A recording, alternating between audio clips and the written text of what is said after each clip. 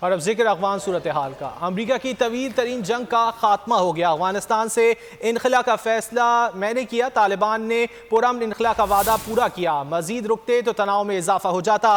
امریکی صدر نے افغانستان سے انخلا کی ذمہ داری قبول کر لی۔ انخلا کو غیر معمولی کامیابی قرار دے دیا۔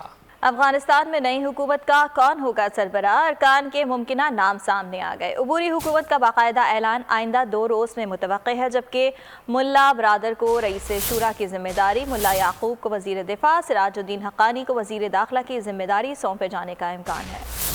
فیصلہ آخری مرحلے میں پہنچ گیا۔ طالبان کی سپریم کونسل کے اجلاس میں کئی اہم فیصلے کر لیے گئے۔ ملا برادر کو رئیس شورا کی ذمہ داری، ذبیح اللہ مجاہد کو وزیر اطلاعات بنائے جانے کا امکان، ملا یعقوب کو وزیر دفاع، سراج الدین حقانی کو وزیر داخلہ بنانے کا امکان ہے، جبکہ ملا امیر خان متقی کو وزارت خارجہ کا قلمدان دینے کا فیصلہ کیا گیا۔ طالبان کے ترجمان ذبیح اللہ مجاہد نے بتایا، اجلاس میں ملک کی موجودہ سیاسی اور سیکورٹی صورتحال کے ساتھ ساتھ دیگر مسائل پر بھی تبادلہ خیال کیا گیا۔ ذبیح اللہ مجاہد کا کہنا تھا کہ لوگوں کی خدمت کرنے آئے ہیں، آنے والی حکومت تمام افغانوں کی نمائندگی کرے گی۔ طالبان عالمی برادری سے اچھے تعلقات چاہتے ہیں، دوسرے ممالک کو افغانستان میں سرمایہ کاری کے لیے ترغیب دیں گے۔